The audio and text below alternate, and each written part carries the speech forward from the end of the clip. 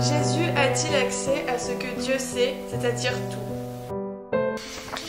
Alors, j'ai préparé un petit document parce que, comme c'est toujours une question délicate, c'est important d'avoir des éléments sûrs pour ne pas dire des bêtises, pas dire des hérésies, parce que très vite on peut basculer de l'autre côté. Alors, on pourrait dire en principe que oui, puisque Jésus est Dieu et que Dieu sait tout.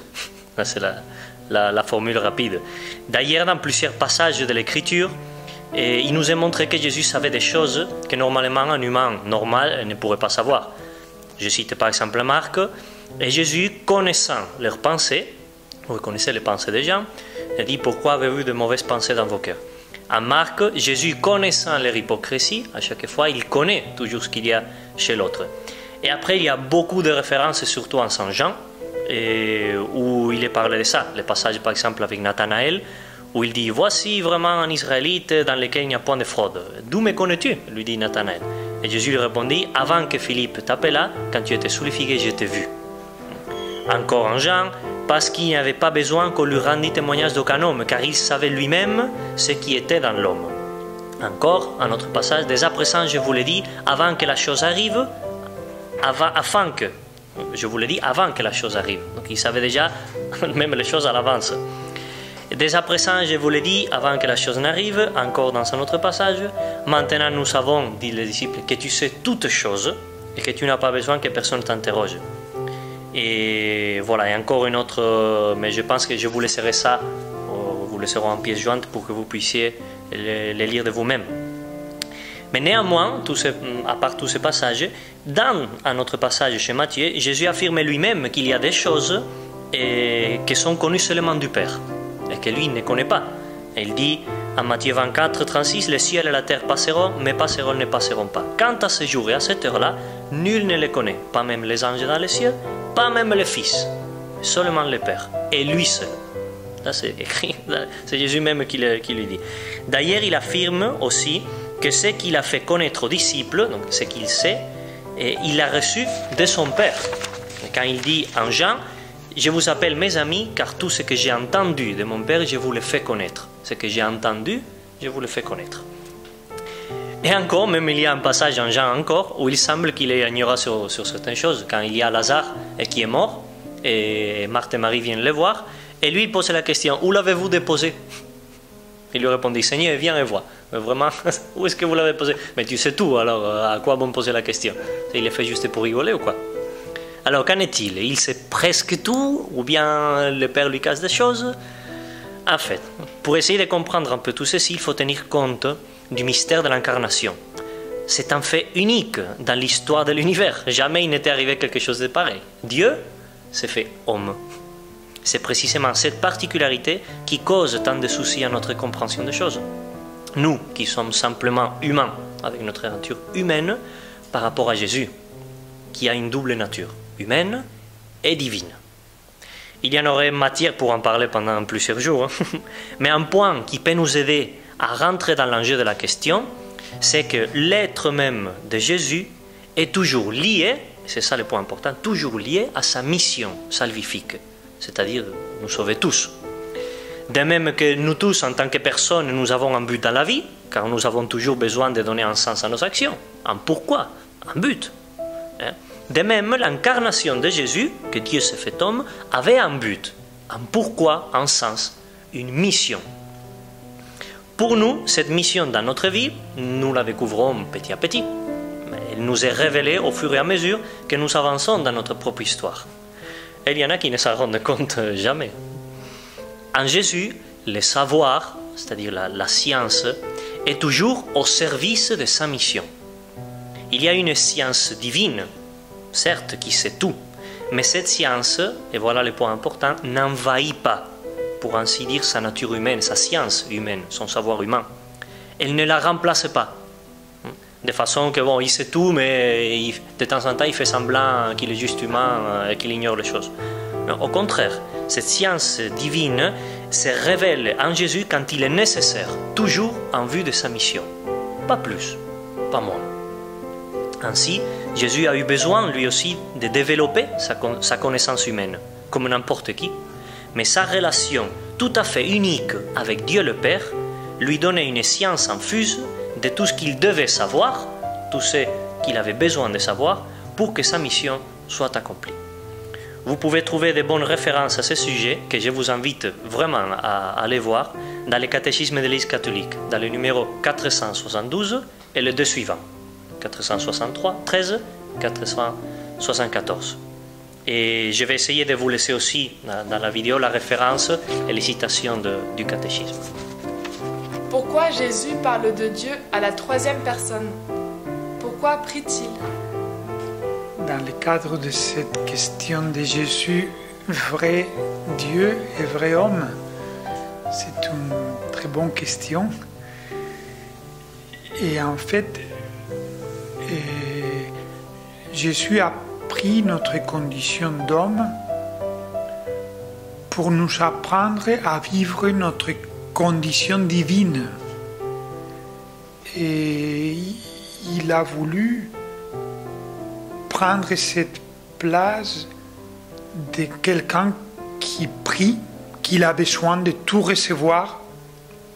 Et en fait, déjà dans la Trinité, Jésus est le Fils. Alors il s'adresse à son Père. Je ne sais pas comment il l'appelle dans la Trinité, mais en tout cas, il a la place de celui qui reçoit tout de quelqu'un d'autre. Et bien sûr qu'il s'adresse à son Père comme quelqu'un qui n'est pas lui. Mais encore plus, en prenant notre condition d'homme, il veut que nous prenions ces conditions de fils de Dieu et qu'apprenons à tout recevoir du Père. C'est pour ça qu'il donne tellement d'importance à la prière. Non? Si on résume la mission de Jésus, c'est de nous apprendre à prier, de nous apprendre à devenir des fils. Et c'est ça qui est le plus grand de cette double nature, vrai Dieu et vrai homme. Ce n'est pas simplement la question de lui, mais ce qu'il est pour nous. Et cette place qu'il a voulu prendre en tant qu'homme pour nous dire que nous aussi, nous sommes appelés à devenir Dieu par participation. C'est ça qui est grand. Alors, on le devient justement par la prière. On le devient en apprenant à dire à Dieu Père et à accueillir tout ce qu'il veut nous donner. Alors, c'est merveilleux pour nous, ce cadeau d'avoir Jésus comme chemin de notre existence pour devenir Dieu en participation. Qu'est-ce que signifie le Verbe? Alors, on ne peut pas parler de verbe sans parler du logos. Le verbe, c'est le logos en grec, et parler aussi en latin, qui veut dire le verbum. Et on ne peut pas parler du verbe sans parler du prologue de Saint Jean. Et le prologue de Saint Jean se situe au début de son évangile. Et c'est un texte vraiment magnifique. Le prologue de Saint Jean, un texte avec un style différent des autres évangiles. Et il est poétique, il est beau, il est profond, il est théologique.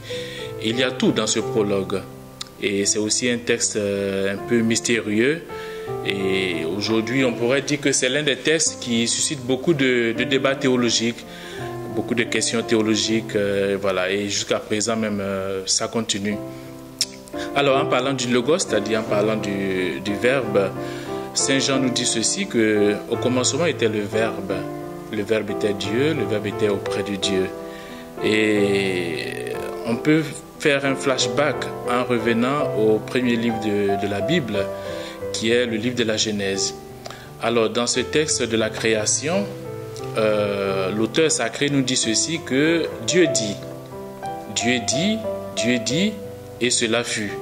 Alors, on a l'impression qu'il y a une seule personne divine qui travaille ou qui parle en ce moment au début de la création. Et quand on lit le prologue, on s'aperçoit effectivement qu'il y a une autre personne. Et cette personne, c'est la parole de Dieu. Cette personne, c'est le Logos. Cette personne, c'est la parole créatrice de Dieu. Alors, au commencement était le Verbe. Le Verbe était Dieu. le Verbe était avec Dieu. Alors, en parlant un peu de cela, on se rend compte qu'il y a aussi une autre personne. Et cette personne, c'est Jésus, qui était au commencement de la création. Et donc, quand on essaie de comparer un peu le livre de la Genèse et le prologue de Saint Jean, on se rend compte dans le livre de la Genèse qu'il y a une seule personne qui parle, une seule nature divine qui parle, mais dans le prologue de Saint Jean, il y a aussi une autre nature divine qui est la nature du Christ, qui participe pleinement à la vie intime de Dieu, le Créateur du ciel et de la terre. Voilà. Donc, quand on parle du Verbe, on fait allusion au Logos, on parle de la parole créatrice de Dieu qui fit l'univers et tout ce que cela contient. Voilà. Jésus a-t-il eu conscience de sa nature? Cette question est très liée à celle sur l'omniscience de Jésus, dont je vais vous renvoyer sur pas mal de points. Notre question ici porte sur la conscience que Jésus aurait eu ou non de sa divinité. Car le fait qu'il était vraiment homme, cela va de soi. C'est-à-dire qu'il était vraiment conscient parce qu'il pouvait bien le constater physiquement. Dans sa science ou sa conscience humaine, Jésus savait-il qu'il était Dieu? Ça c'est un peu la question. Était-il conscient de sa divinité? Une question très délicate, débattue par les experts en matière. Et ces dernières font la distinction entre l'évangile de Jean, parce que c'est surtout Jean qu'on trouve tous ces côtés de la connaissance et la relation de Jésus avec son Père, et les autres évangiles de Marc, Matthieu et Luc, qui sont un peu plus sobres dans cette question. L'enjeu de la question se trouve précisément dans cette distinction. Ça, c'est un point vraiment important. Il ne faut pas tomber dans les risques et de faire de la distinction une division. D'accord? Jésus a des natures, oui, humaines et divines, mais les deux ne sont pas divisés. Le Jésus de l'histoire et le Fils de Dieu sont la même personne. Et dans ce sens, la tradition de l'Église a répondu affirmativement à cette question, en disant que oui, Jésus savait qu'il était Dieu. Jésus ne pouvait se départir de sa connaissance divine. Il parlait souvent de son Père du ciel, et nous pouvons citer maintes passages de la Bible, surtout en Saint Jean, où il laissait voir la connaissance de sa divinité. Je commence à citer. « Tout m'a été remis par mon Père. Abba Père, mon Père, pardonnez-leur. Qui n'honore pas le Fils, n'honore pas le Père qui l'a envoyé. Si vous me connaissiez, vous connaîtriez aussi mon Père. Moi et le Père, nous sommes un. Le Père est en moi et moi je suis dans le Père. Qui m'a vu, a vu le Père. Tout ce qu'a le Père est en moi. » Il appelait encore Dieu son propre Père, disaient les pharisiens. C'est fait ça, égal à Dieu. Pour mieux comprendre cette question, je vous invite à lire les références aux 3 numéros du catéchisme de l'Église catholique que j'avais aussi cités dans l'autre question, c'est-à-dire le numéro 472 et les 2 suivants. En gros, nous pouvons dire que oui, il était conscient qu'il était Dieu, mais cette conscience ne doit pas être séparée de sa mission. Sinon, on risque de tomber dans l'idée que Jésus, alors qu'il savait qu'il était Dieu, a fait semblant d'être un humain quelconque. Ou encore qu'il a pris conscience progressivement de sa divinité. Comme si quand il était enfant et tout, à un moment donné, il a commencé à se poser la question quand même, je pense que je suis Dieu en fait.